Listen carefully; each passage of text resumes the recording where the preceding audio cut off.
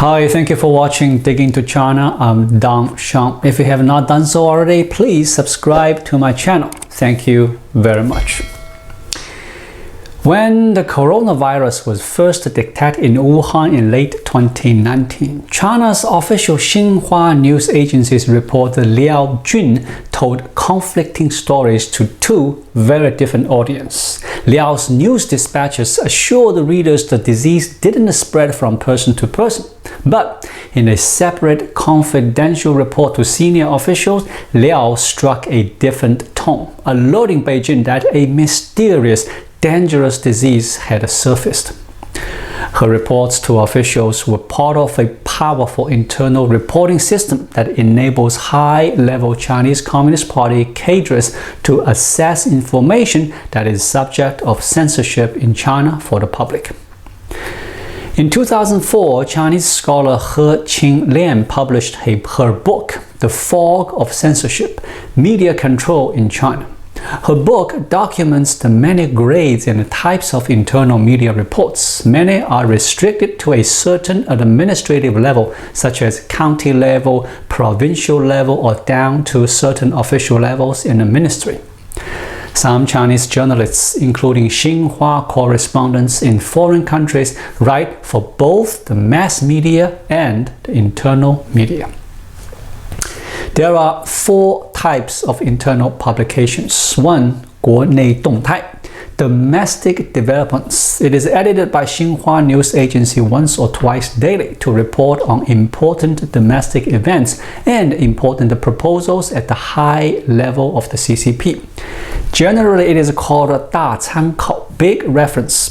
It is a bulletin for the leaders that includes detailed analysis of matters such as certain social disturbance that will not be reported in the mass media. Big reference is 2 to 6 pages long and distributed to the Central Committee leaders, officials of ministerial rank, and to provincial governors and party secretaries. It is a top secret document and must be returned after being read. If you lose it, you will assume political responsibility. 2.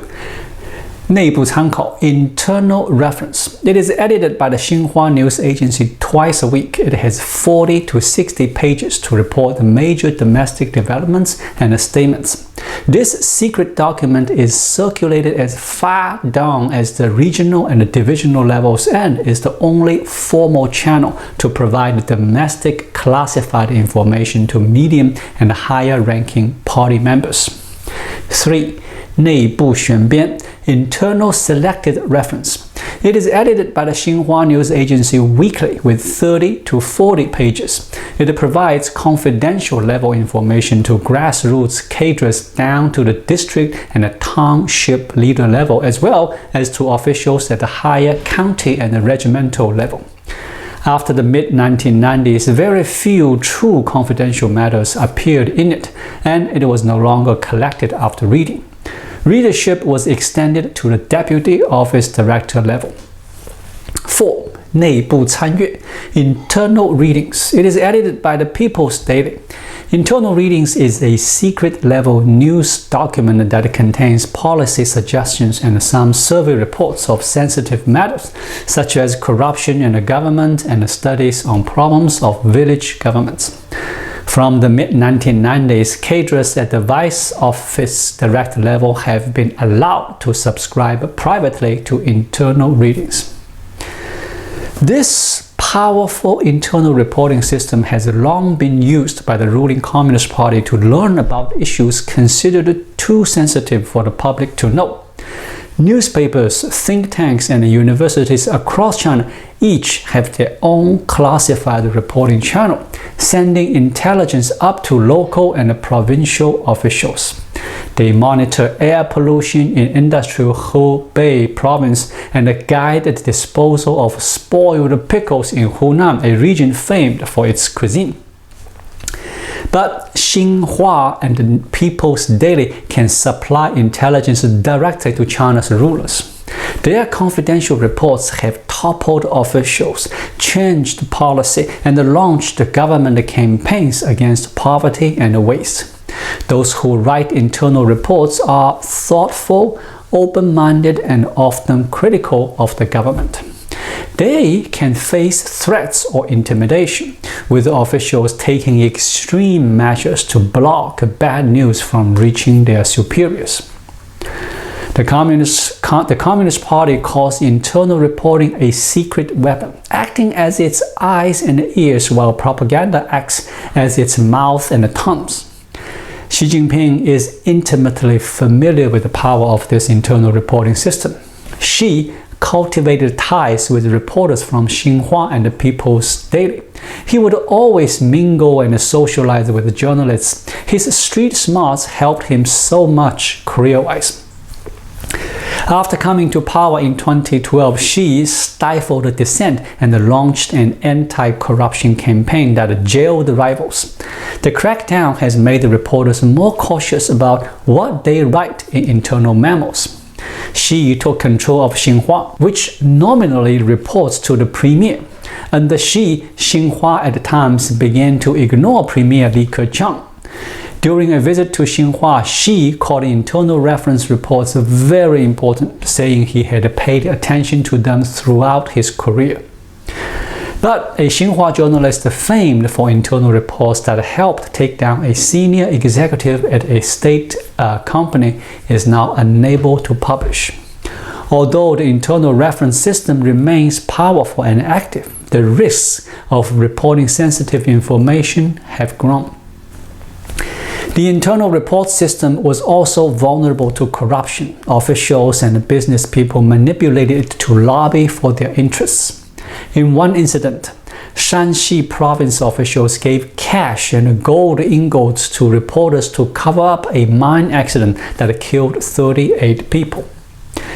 Decades ago, there were few ways for officials to know what ordinary people thought, making the reports a valuable channel of insight. But the internet handed everyone their own microphones, resulting in an explosion of information that internal reports struggle to analyze. The internet also posed a threat. Critics bounded online, organizing to challenge the state.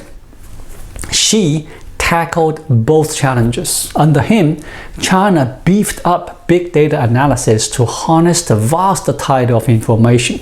Internal reports now cite the internet more and more, with some bulletins made up largely of social media posts.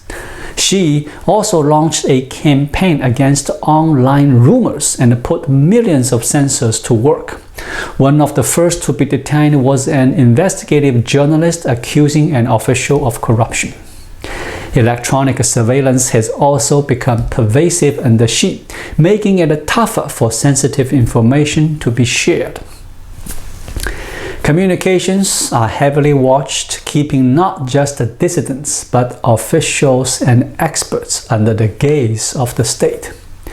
As a result, people withhold critical information, sometimes with catastrophic consequences.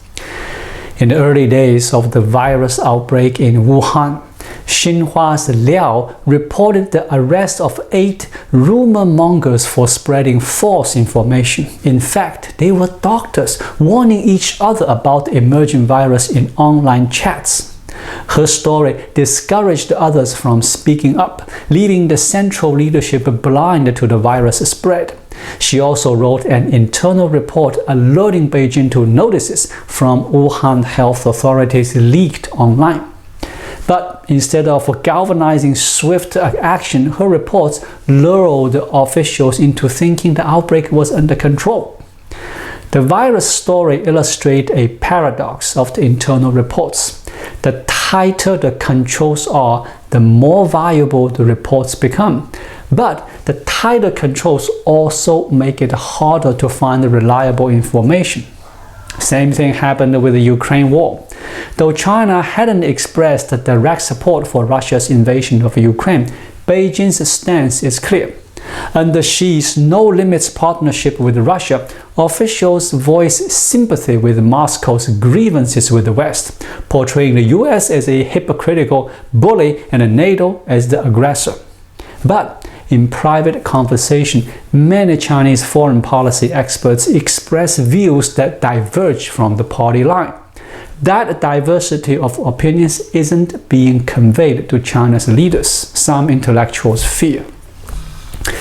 At the Chinese Academy of Social Science, a book published in Russia wasn't allowed to be translated into Chinese because it had sections critical of Putin, according to an academic familiar with the Academy's Russia experts. One expert wrote in an internal report suggesting China's foreign minister call his Ukrainian counterpart. The academic said, when the call took place about a week later, many academics congratulated the expert in a group chat. Then, one of the academics said the expert should recommend Xi call Ukrainian President Zelensky himself. If I do that, I won't be able to write another report again, the academic recounted the expert writing, speaking on condition of anonymity because of fear of retribution. Xi hasn't spoken with Zelensky since the invasion began. She has become his own hostage. He is living in cocoons, protected but blind from information he should be open to. Thank you for watching. Please leave a comment and subscribe to my channel. Just click the subscribe button right here. I'll see you again shortly. Until then, be well.